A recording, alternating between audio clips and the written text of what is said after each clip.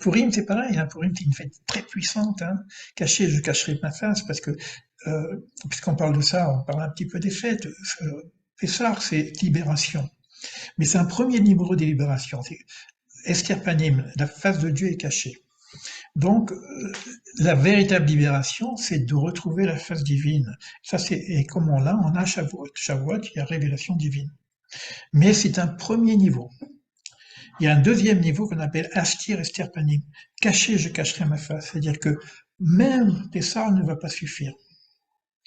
Et lorsque on aura l'événement messianique, on ne sait pas encore trop ce que ça veut dire, mais bon, on en a un petit peu parlé, on aura atteint le niveau de Pessah.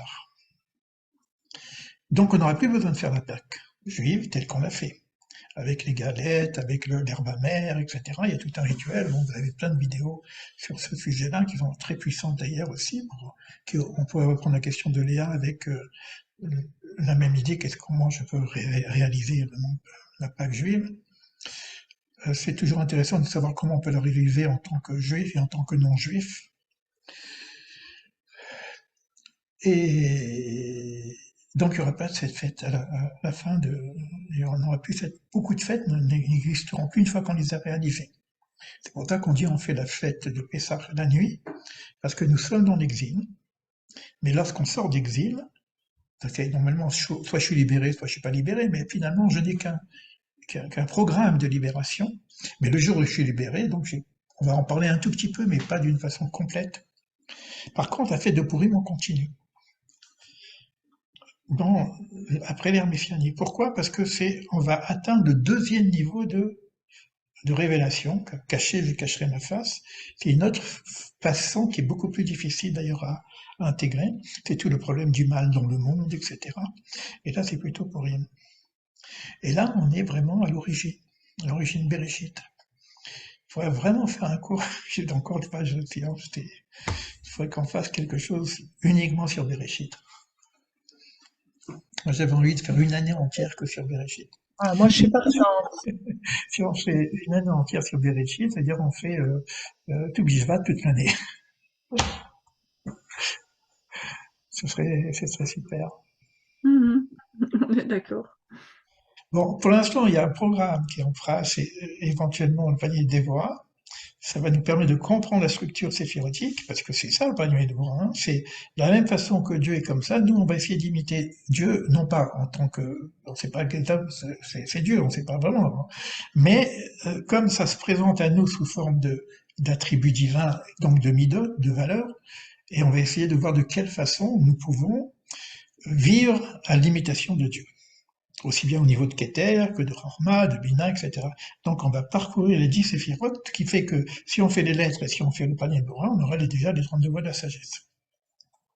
Si on fait Bereshit, on aura l'origine des origines, quoi. Bitul Hayesh.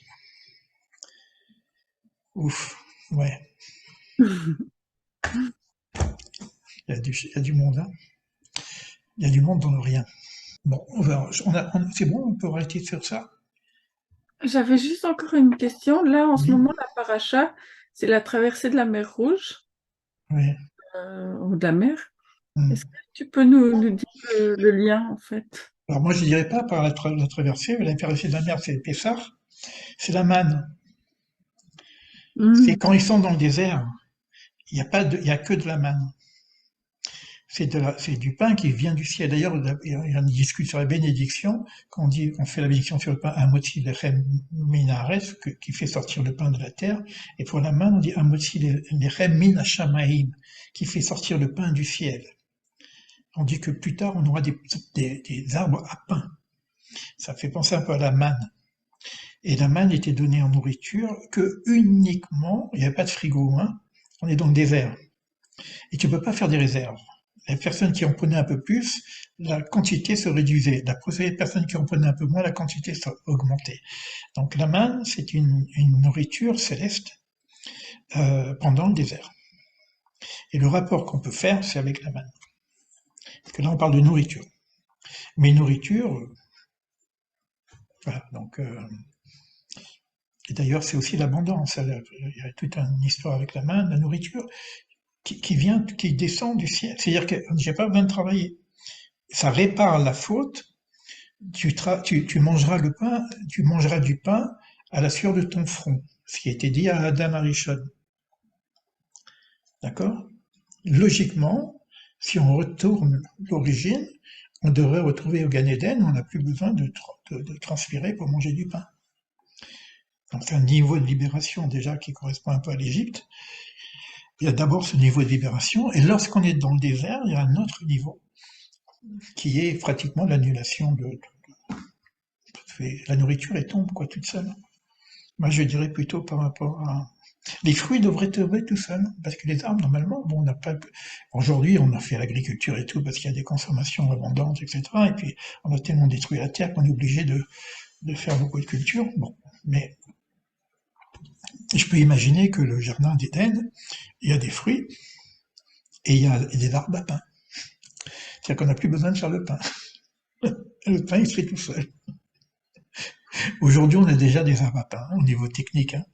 Aujourd'hui, regardez les grands industriels de la fabrication du pain, ils mettent du blé, il y a de l'eau qui arrive, il y a des trucs à pain, et puis ça rentre dans un four, tout est automatique, et puis à la fin, on a, par des arbres, d'ailleurs, ça s'appelle les arbres, hein, tous les rouleaux, tout ça, et puis on arrive à avoir des arbres à pain. La modernité nous amène aussi des arbres à pain. La manne, c'est quelque chose de très puissant comme symbolique. Et peut-être juste avant de commencer le désert, je sais pas pourquoi je parle du désert, euh, avant de commencer le Seder, pardon, est-ce que tu peux juste redire la réparation en fait qui se fait à travers tout Bishvat? Bah, si tu veux, déjà, il y a la notion de l'arbre de vie, puisque les 7 fruits en question sont en rapport avec les 7 séphirotes. Donc déjà, il y a une réorganisation de la structure de l'arbre de vie. Et je pense que ça, c'est une première réponse. Hein. Et une deuxième réponse, si on se retrouve comme un arbre, c'est-à-dire que le fruit vient de l'arbre, mais nous sommes un arbre, et le fruit, il a besoin de la sève qui vient de la terre, et nous, on a besoin de la sève qui vient du ciel, donc l'influx divin. Donc, c'est-à-dire que si on joue vraiment le jeu à plusieurs niveaux, hein, premier niveau, c'est que réparation de l'âme, deuxième niveau, réception du flux divin, troisième niveau, sortir du yesh, bitul yesh, l'humilité totale, il n'y a plus de personnalité. Ça ne veut pas dire qu'on n'existe plus, mais on connaît notre origine qui est le Haïn. D'ailleurs, quand la personnalité se dit Ani, je suis Ani, c'est-à-dire que l'éveil nous amène au Ani, sans complément. C'est pas que je suis professeur ou je suis quoi que ce soit, ou je suis grand, petit, pauvre, n'importe quoi, je suis Ani. Le Bitulayef, on inverse le Ani, on devient Arin. Ça ne veut pas dire que je suis rien, mais mon origine est le rien. Donc le travail, il est à plusieurs niveaux. D'abord se construire pour se déconstruire. Il faut trouver le rien, quoi. Mais ça commence par la construction. Ça commence par la construction de l'être. Im ein anili, donc on prend ani, etc. Im ein anili mi ani. Si je ne suis pas pour moi, qui suis-je? Je travaille sur moi-même pour réaliser l'être que je suis. Im zerak la mi ani, si c'est que pour moi, que suis-je? Donc, si c'est que pour moi, c'est-à-dire que je suis simplement centré sur moi-même, même spirituel, donc je transforme mon ani qui était un sujet, il devient un complément, un objet. Donc, je suis l'objet de moi-même au niveau spirituel, mais on va un peu plus loin, puisque là, on est bien branché. Im ein anili mili. Si le ein, im ein anili mili, si le ein n'est pas pour moi, que suis-je? C'est fort, hein? Si ce ein, cette lumière qui vient de l'Ensof, c'est la lumière d'origine, hein, avant même le créateur, c'est-à-dire avant que Dieu se fasse créateur, Elohim. Donc on est dans cette lumière d'origine. Si cette lumière d'origine n'est pas pour moi, que suis-je? Et si c'est que pour moi, c'est-à-dire que cette lumière d'origine qui vient vers moi, elle n'est pas faite simplement pour me construire moi en tant que individu personnel réalisé, mais pour pouvoir émaner. C'est pas que pour moi. Donc la spiritualité du Hein n'est jamais basée sur soi-même. Elle est basée sur un canal qui continue à... Dieu nous utilise l'arbre pour donner des fruits. Donc Dieu nous utilise en tant qu'arbre pour donner des fruits au monde. C'est pas mal, hein? Du boulot, hein? Et là, on va manger des fruits. Bon, je ne sais pas si on va arriver à être à ce niveau-là, mais quoi qu'il en soit, c'est intéressant ce s'enfiler parce que on est parti sur des trucs connus, puis on commence à toucher des trucs inconnus. Hein, je sais pas, c'est le rien, quoi, l'inconnu quelque part, le un, UN connu, qui est pas connu encore, mais qui sera connu un jour. Ça va? Je vais couper et on va revenir au rituel.